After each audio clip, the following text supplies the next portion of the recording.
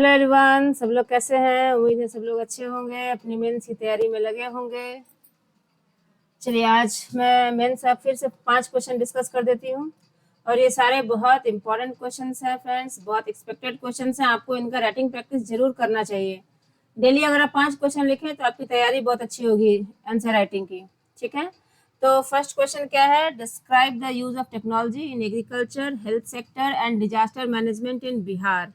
ठीक है फ्रेंड्स, तो इसमें आपको देखिए इस क्वेश्चन को आप कैसे अटेम्प्ट करेंगे। सबसे पहले तो इसका इंट्रोडक्शन लिखेंगे, ठीक है, कि टेक्नोलॉजी कितना इंपॉर्टेंट है ग्रोथ एंड डेवलपमेंट के लिए। उसके बाद बॉडी लिखेंगे। जब आप बॉडी लिखेंगे इस आंसर का, तो आपको ध्यान में रखना है कि इसमें 3 चीज पूछ रहा है, एग्रीकल्चर भी पूछ रहा है, हेल्थ सेक्टर भी पूछ रहा है और डिजास्टर मैनेजमेंट भी पूछ रहा है। तो सबसे पहले आप एग्रीकल्चर लिखेंगे, टेक्नोलॉजी का क्या यूज है एग्रीकल्चर सेक्टर में। और जब आप इसको लिखेंगे तो आप ध्यान में रखेंगे जीपीएस, इसके बारे में आप जरूर लिखेंगे। आर्टिफिशियल इंटेलिजेंस के बारे में जरूर लिखेंगे। यूज ऑफ ड्रोन्स, आपको याद होगा कि ड्रोन्स का यूज किया गया था फर्टिलाइजर को स्प्रे करने में खेतों में, तो आप ड्रोन्स के बारे में जरूर लिखेंगे। IoT sensor, internet of things sensors, इसके बारे में आप जरूर लिखेंगे। ठीक है, ऑटोमेशन के बारे में जरूर आप लिखेंगे। ठीक है फ्रेंड्स, उसके बाद मोबाइल ऐप्स, अभी बहुत सारे कृषि रिलेटेड न्यूज मोबाइल ऐप्स में भी मिलते हैं, तो मोबाइल ऐप्स भी एक अच्छा यूज है टेक्नोलॉजी का एग्रीकल्चर में। वर्टिकल फार्मिंग की आप जरूर बात करेंगे। ठीक, उसके बाद हाइड्रोपोनिक्स, इसमें भी टेक्नोलॉजी का यूज हो रहा है, आप इसकी भी बात जरूर करेंगे।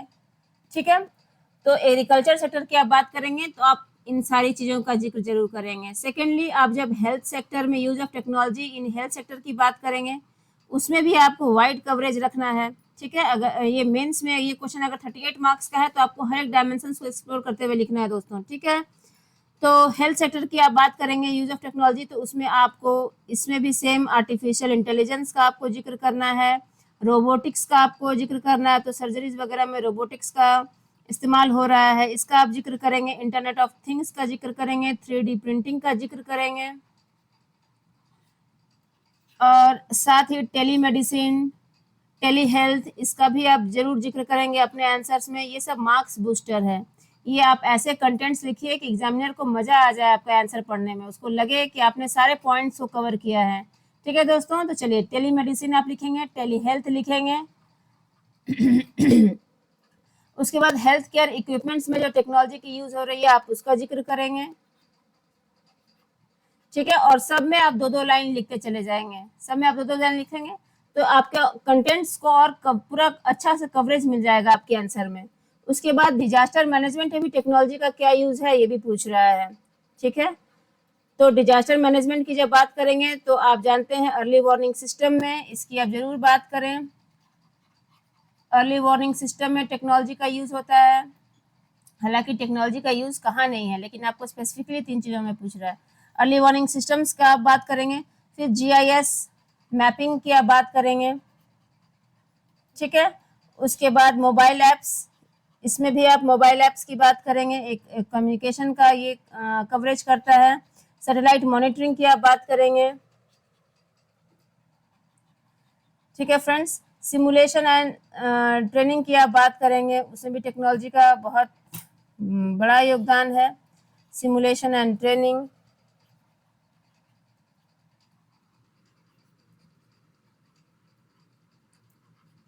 ठीक, तो इस तरह से आप अपने आंसर को लिखेंगे और उसके बाद कंक्लूड करेंगे। कंक्लूड करेंगे कि टेक्नोलॉजी ने कैसे इन सारे एरियाज को एनरिच किया है, सम कॉस्ट इफेक्टिव है, आदमी के मैन पावर को भी कम करते हुए कम समय में कैसे फास्ट डिलीवरी हुई है सर्विसेज की। ठीक है, मतलब अब आप चाहें तो इनका थोड़ा सा सिग्निफिकेंस भी लिख लीजिए और उसके बाद कंक्लूड करिए तो और बेहतर हो जाएगा आपका आंसर। ठीक है फ्रेंड्स, एक पॉजिटिव नोट से इनको कंक्लूड कर दीजिए अपने आंसर को। तो इस तरह से आपको क्वेश्चन नंबर 1 अटेम्प्ट करना है। चलिए क्वेश्चन नंबर 2 क्या कहता है? Pala art symbolises new heights for creativity and artistic genius, comment. Question number 2, देखिए फ्रेंड्स क्वेश्चन नंबर 2 भी वेरी इंपॉर्टेंट है। अगेन मैं यहाँ पे लिखती हूँ, अगर हम लोग क्वेश्चन नंबर 2 की बात करें तो आपको क्वेश्चन नंबर 2 में तो पहले तो इसका टाइम पीरियड कब पाल रूलर्स का शासनकाल था हमारे देश में? तो 8th सेंचुरी एडी में ये रूलर्स का शासन हुआ था। किस इलाके में? तो बंगाल और बिहार वाले इलाके में। ठीक है। इंपॉर्टेंट रूलर्स कौन थे? तो गोपाल, धर्मपाल, देवपाल, ये सब इसके इंपॉर्टेंट रूलर्स थे, आपको उनका जिक्र करना है। आर्ट और आर्किटेक्चर की आप बात करेंगे तो आपको ये आप इंट्रोडक्शन देंगे ऐसे। ठीक, उसके बाद जब आप इसकी बॉडी लिखेंगे तो उसमें आपको महाविहार्स की आप बात करेंगे।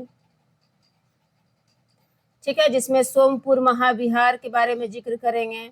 उसके बाद उदंतपुरी महाविहार के बारे में जिक्र करेंगे। ठीक है, उसके बाद विक्रमशिला महाविहार के बारे में जिक्र करेंगे। ठीक, इनके फिर आर्टिस्टिक जीनियस के बारे में जिक्र करेंगे। आपको पता होगा कि धीमन और विठपाल ये बहुत पॉपुलर आर्टिस्ट थे इनके पाल रूलर्स के कोर्ट में, आप इनका जिक्र करेंगे। फिर इनके स्कल्पचर का जिक्र करेंगे। ठीक है, ये पर्टिकुलरली पाल रूलर्स जो थे स्टोन और ब्रोंज स्कल्पचर्स यूज करते थे, स्टोन एंड ब्रोंज, आप इनका जिक्र करेंगे। ठीक है फ्रेंड्स, इन सब चीज़ों का आप जिक्र करेंगे और उसके बाद आप अपने आंसर को कंक्लूड करेंगे। कंक्लूड करते समय आप लिखेंगे कि पाल आर्ट सिर्फ भारत में ही नहीं बल्कि भारत के बाहर भी इसने अपने उत्कर्ष को प्राप्त किया, अपने न्यू हाइट्स को प्राप्त किया। इस तरह से आप अपने आंसर को कंक्लूड करेंगे। ठीक है फ्रेंड्स,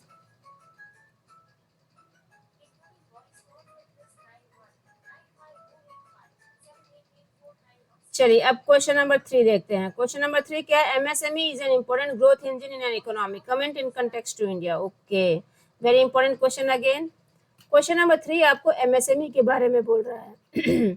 आप एक इसका इंट्रोडक्शन लिखिए, MSME micro small and medium enterprises का। ठीक, इंट्रोडक्शन आपने लिखा,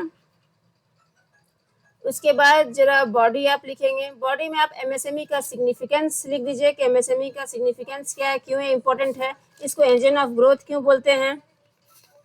ठीक है फ्रेंड्स, तो इसमें आप इसकी बॉडी में लिख सकते हैं इसके सिग्निफिकेंस को इस तरह से आप थोड़ा सा सजा के लिखेंगे तो आपका आंसर अच्छा लगेगा।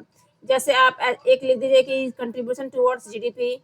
ठीक है, एमएसएमई हमारे जीडीपी को कंट्रीब्यूट करता है, प्लस मिलियंस ऑफ जॉब ये क्रिएट करता है, तो ये एक जॉब क्रिएटर भी है ये सेक्टर।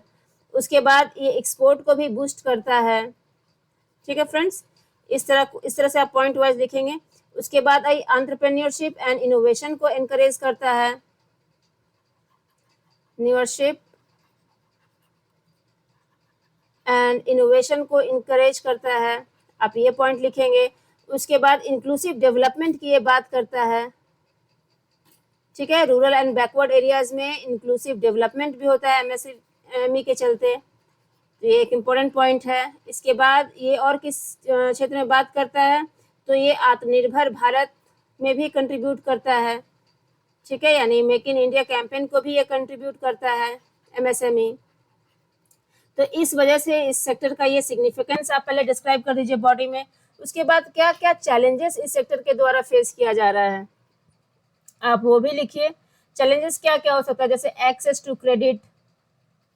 ठीक है, ये इनफॉर्मल सेक्टर्स पे फंडिंग के लिए डिपेंड रहते हैं। फिर एक्सेस टू मार्केटिंग, ये इनके पास समस्या रहती है कि मान लीजिए प्रोडक्ट्स तो मैन्युफैक्चर कर दिया लेकिन मार्केटिंग नहीं हो पा रही है, स्टोरेज नहीं मिल पा रहा है। फिर टेक्नोलॉजी एक्सेस का भी इनको प्रॉब्लम होता है, हर जगह स्किल्ड वर्कफोर्स अवेलेबल नहीं है, मैन पावर उस तरह का अवेलेबल नहीं है जो टेक्नोलॉजी को यूज़ कर सके, तो टेक्नोलॉजी एक्सेस है। उसके बाद कुछ गवर्नेंस इशू भी ये फेस करते हैं, ई गवर्नेंस का इशूज रहता है। ठीक है फ्रेंड्स, जैसे कि गवर्नमेंट के रूल्स और प्रोसीजर्स कभी कभी बहुत लेंदी हो जाते हैं, बल्कि हो जाते हैं, जिस कारण से भी एमएसएमई को हतोत्साहित होना पड़ता है। खास करके अगर हम बात करें तो लैंड एक्विजिशन वगैरह, ये सब सारी एनवायरमेंटल कंसर्न्स, ये सारा कुछ इनको क्लियरेंसेस लेना पड़ता है जो कि एक लंबा प्रोसेस हो जाता है, तो ये इनको प्रॉब्लम फेस करना पड़ता है। और उसके बाद गवर्नमेंट प्रोसीजर्स एंड रूल्स मैंने क्वालिटी एंड एक्सपोर्ट का इशूज इनके पास रहता है। अगर प्रोडक्शन हो गया तो इनको एक्सपोर्ट करने के लिए इनको अपने आइटम्स के लिए परेशानी आती है। क्योंकि प्रॉपर स्टोरेज नहीं है, इनके पास चैनल्स नहीं है तो ये सारे चैलेंजेस ये फेस करते हैं। उसके बाद आप, चूंकि आप अपने आंसर के आप एंडिंग पार्ट में है, तो आप उसके बाद क्या स्टेप्स गवर्नमेंट द्वारा लिया गया है आप उसको भी लिखिए एमएसएमई को बूस्ट करने के लिए। तो आपको याद होगा क्या क्या स्टेप्स लिया गया है, आप लिखिए मुद्रा लोन्स का स्टेप लिया गया है, ठीक है।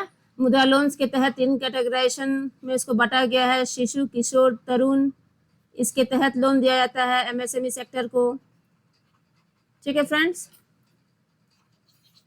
उसके बाद stand up India, skill India जैसे प्रोग्राम्स लॉन्च किए गए हैं भारत सरकार के द्वारा, आप इनका जिक्र करिए, ठीक है। इसके बाद आपको याद होगा कि कनेक्टिविटी सुधारने के लिए बहुत सारा प्रोजेक्ट चलाया गया भारत सरकार के द्वारा, ठीक है। ट्रांसपोर्टेशन को बूस्ट करने के लिए, जैसे भारत माला प्रोजेक्ट, सागर माला प्रोजेक्ट, इनका आप जिक्र करिए अपने आंसर में, सागर माला प्रोजेक्ट, ठीक है। इसके अलावा industrial corridors government of India के द्वारा बनाए जा रहे हैं, इनका आप जिक्र करिए, ये स्टेप लिया गया है। उसके बाद मेक इन इंडिया कैंपेन चलाया गया है कि अपने देश में निर्माण करिए, और इसके तहत कौन सा स्लोगन दिया गया, इसके तहत दिया गया जीरो इफेक्ट, माने एनवायरनमेंट को कोई ऐसा इफेक्ट नहीं हो और जीरो डिफेक्ट के तहत प्रोडक्ट्स बनाया जाए। तो ये सारे एमएसएमईज को बूस्ट करने की ये सारे गवर्नमेंट इनिशिएटिव्स हैं। उसके बाद अपने आंसर को आप कंक्लूड करेंगे, ठीक है। जब अपने आंसर को कंक्लूड करेंगे तो आप लिखेंगे कि एमएसएमई काफ़ी अब पॉजिटिव नोट पे गवर्नमेंट ऑफ इंडिया ने काफ़ी स्टेप्स लिया है इनको प्रमोट करने के लिए, और एक इम्पोर्टेंट सेक्टर ऑफ ग्रोथ है। बिना इनके मेन इकोनॉमिक ग्रोथ की स्ट्रीम में शामिल किए देश का विकास पॉसिबल नहीं है, इसलिए एक बहुत मेजर रोल प्ले करता है हमारे इकोनॉमिक ग्रोथ में। इस तरह से आप अपने आंसर को कंक्लूड करिए। तो ये मैंने आपको बताया कि आप कैसे पूरी बॉडी लिखेंगे आंसर की। ये आपका पूरा क्वेश्चन नंबर 3 मैंने डिस्कस किया है, आप इस तरह से अपने पॉइंट्स को इंक्लूड करेंगे। चलिए फ्रेंड्स, तो अब और क्वेश्चन नंबर 4 क्या है, recently smart city mission has completed it's 10 years, okay. Critically analyse the achievements of smart city mission, okay. Critically analyse अगर आपको जिस क्वेश्चन में दिखेगा फ्रेंड्स, आप एक चीज ध्यान रखिए, इसके आप पॉजिटिव एस्पेक्ट पे भी बात करेंगे और नेगेटिव पे भी बात करेंगे, ठीक है। हालांकि आप कंक्लूड करेंगे एक पॉजिटिव नोट पे, लेकिन आप इसके दोनों पक्ष को उजागर करेंगे, इसीलिए इसने क्रिटिकली एनालाइज कहा है। देखिए, स्मार्ट सिटी मिशन एक इम्पॉर्टेंट टॉपिक इसलिए है क्योंकि इसके 10 साल पूरे हुए हैं। अभी 2015 में स्मार्ट सिटी मिशन को लॉन्च किया गया था भारत सरकार के द्वारा, और 2025 में इसके 10 साल पूरे हुए हैं। तो इस पे एक क्वेश्चन आ सकता है स्मार्ट सिटी मिशन पे। तो चलिए क्वेश्चन नंबर 4 में डिस्कस कर देती हूँ। आपको क्वेश्चन नंबर 4 कैसे लिखना है, क्वेश्चन नंबर 4 जब आप लिखेंगे स्मार्ट सिटी मिशन पे, तो एज यूजुअल एक इंट्रोडक्शन से आप स्टार्ट करेंगे। आपको पता होना चाहिए कि स्मार्ट सिटी मिशन किसके द्वारा लॉन्च किया गया था, तो ministry of housing and urban affairs के द्वारा ये प्रोजेक्ट को लॉन्च किया गया था। और इसका ऑब्जेक्टिव क्या था आपको ये पता होना चाहिए। Ministry of housing and urban affairs ने इसको लॉन्च किया था 2015 में, ठीक है फ्रेंड्स, ये आप अपने आंसर में लिखें। और इसका फिर एम क्या था, एम ये था कि to develop 100 smart cities across India, है ना, to develop 100 smart cities across India, ये इसका एम था, ठीक है। अब इसके तहत क्या क्या इसके की एस्पेक्ट्स थे जिसके तहत इसको काम करना था। अब आप अपना एम अपने इंट्रोडक्शन में ये लिख दिया, अब आप अपना बॉडी लिख रहे हैं आंसर का, ठीक है। बॉडी में आप अपने किस किस कंटेंट्स को आप इंक्लूड करेंगे मैं ये बोल रही हूँ। स्मार्ट सिटी मिशन ने 3 लेवल्स पे काम किया, ठीक है। एक नेशनल लेवल पे काम किया इसने, स्टेट लेवल पे काम किया इसने, और सिटी लेवल पे काम किया इसने through special purpose vehicle SPV, ठीक है। कौन कौन से कंसर्न एरियाज थे स्मार्ट सिटी मिशन के तहत, तो अर्बन मोबिलिटी एक बहुत इंपॉर्टेंट कंसर्न था, मतलब अर्बन ट्रांसपोर्टेशन को सुधारना, ठीक। उसके बाद वाटर एंड वेस्ट मैनेजमेंट को मैनेज करना, ठीक है फ्रेंड्स, इन अर्बन एरियाज, ये इसका एक इम्पोर्टेंट ऑब्जेक्टिव था। आप इसको पॉइंट वाइज लिख लेंगे तो और अच्छा लगेगा, और इस पे आपको उसको डिस्क्राइब भी करना है अपने आंसर में, ठीक है। मैं आपको इम्पोर्टेंट पॉइंट्स बता रही हूँ, आप इसको डिस्क्राइब करेंगे अपने वर्ड्स में। तो वाटर एंड वेस्ट मैनेजमेंट को भी मैनेज करना स्मार्ट सिटी मिशन के तहत ये भी काम था। पब्लिक सेफ्टी, इस पे भी काम करना था, ठीक है फ्रेंड्स। उसके बाद ई गवर्नेंस, इस पे भी काम करना था, मैंने फास्ट डिलीवरी ऑफ सर्विसेज हो सके, इसलिए ई गवर्नेंस को भी इंश्योर करना था, और सोशल इंफ्रास्ट्रक्चर को भी बूस्ट करना था। ये सारे ऑब्जेक्टिव्स थे स्मार्ट सिटी मिशन के, इन सब एरियाज को कवर करना था स्मार्ट सिटीज मिशन के तहत। ये आप इसको आप डिस्क्राइब करेंगे अपने आंसर शीट में, ये मेन पॉइंट्स मैंने बताया है। उसके बाद कौन कौन से सिटीज स्मार्ट सिटी मिशन के तहत डेवलप किए गए, आप उसमें कुछ सिटीज का भी जिक्र कर दीजिए, जैसे भुवनेश्वर, ठीक है, पुणे, चेन्नई, जयपुर, कोची, ठीक है, ऐसे बहुत सारे, अहमदाबाद, इंदौर, ऐसे कई सारे स्मार्ट सिटीज जो इसके तहत 100 स्मार्ट सिटीज तैयार किए गए, ठीक। अब चूंकि ये तो पॉजिटिव एस्पेक्ट्स हैं, नेगेटिव एस्पेक्ट्स भी आप इनको दिखा दीजिए, कुछ नेगेटिव एस्पेक्ट्स पे भी चर्चा करिए, क्योंकि आपको क्वेश्चन पूछ रहा है, क्रिटिकली एनालाइज करना है आपको। ऑलराइट फ्रेंड्स, तो नेगेटिव एस्पेक्ट्स में आप क्या क्या एनालाइज कर सकते हैं, कभी पुअर इंफ्रास्ट्रक्चर की समस्या देखने को मिलती है ना, poor infrastructure in urban cities, in urban areas, ये देखने को मिलता है कि कहीं जो भी इंफ्रास्ट्रक्चर बना, जैसे बिल्डिंग बनी या रोड बना, वो बहुत कम समय में ही खराब हो गया, तो पुअर इंफ्रास्ट्रक्चर की समस्या देखने को मिलती है। उसके बाद वेस्ट मैनेजमेंट, बड़े शहरों में इसकी भी समस्या देखने को मिलती है, कचरों का अंबार लगा रहता है, तो ये भी इसके भी इम्प्लीमेंटेशन में लूप होल्स दिखाई देते हैं वेस्ट मैनेजमेंट में भी। थर्डली पब्लिक सेफ्टी, ये भी एक मुद्दा है, पब्लिक सेफ्टी भी 100% इंश्योर नहीं हुआ है, तो आप इसको भी लिखेंगे अपने आंसर में, तो ये इसके नेगेटिव एस्पेक्ट्स हैं, ठीक है फ्रेंड्स।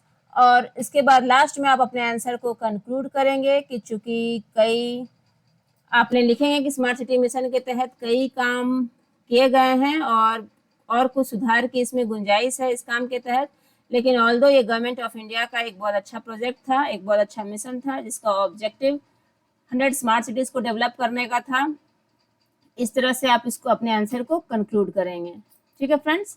चलिए अब लास्ट क्वेश्चन क्या है, लास्ट क्वेश्चन है make in India initiative is on a way towards आत्मनिर्भर भारत, कमेंट, ओके, ठीक है। आपको मेक इन इंडिया इनिशिएटिव कैसे एक स्टेप है आत्मनिर्भर भारत की ओर, इस पे आपको कमेंट करना है। तो अब इस क्वेश्चन में आपको क्या करना है, 5 नंबर क्वेश्चन में, इसमें आप देखो दिखाना है कि मेक इन इंडिया के तहत क्या क्या काम किए गए हैं भारत सरकार के द्वारा, किस सेक्टर्स में बूस्ट आप देखते हैं, इसका सिग्निफिकेंस क्या है। तो इसको आप अपने आंसर में आप कैसे लिखेंगे, क्वेश्चन नंबर 5 में डिस्कस करती हूँ, ठीक है।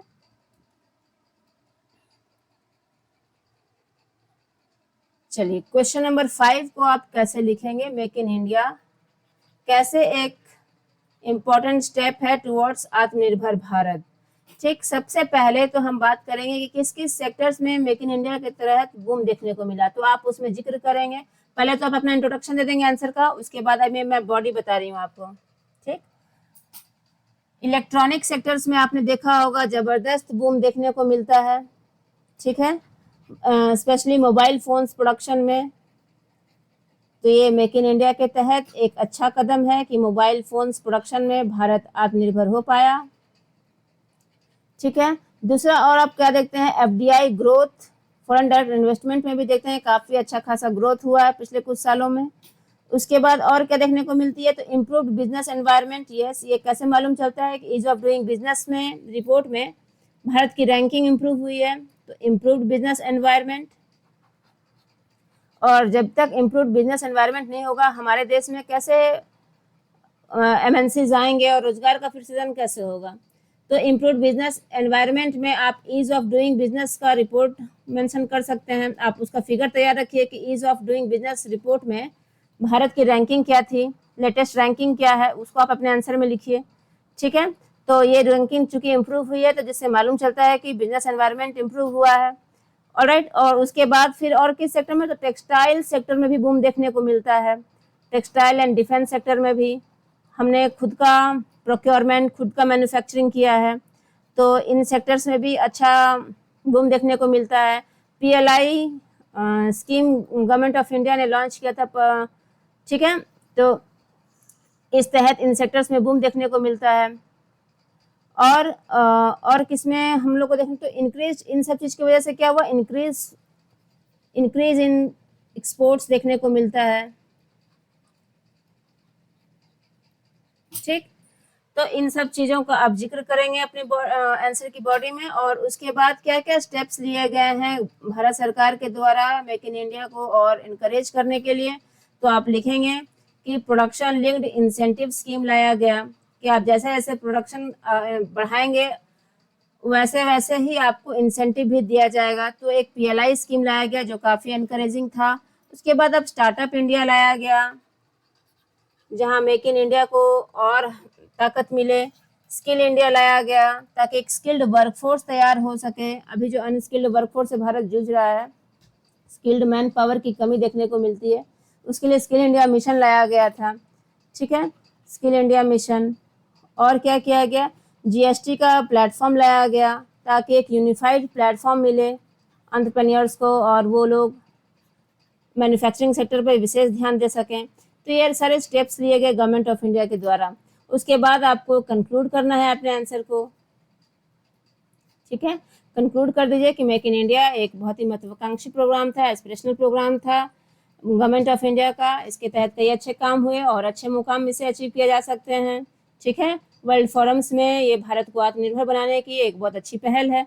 आप इस नोट के साथ इसको कंक्लूड कर दीजिए। ठीक है फ्रेंड्स, और आप सब आंसर लिख के मुझे भेज सकते हैं t.me टॉपर फाउंडेशन क्लासेस। आपके आंसर को मैं चेक कर दूंगी, कमेंट्स बता दूंगी आप और क्या लिख सकते हैं। ठीक है फ्रेंड्स, चलिए take care, goodbye everyone. सब लोग अच्छे से अपने मेंस की तैयारी करिए, फिर हम लोग नेक्स्ट 5 क्वेश्चंस के साथ मिलते हैं। Keep practising, goodbye, bye bye everyone.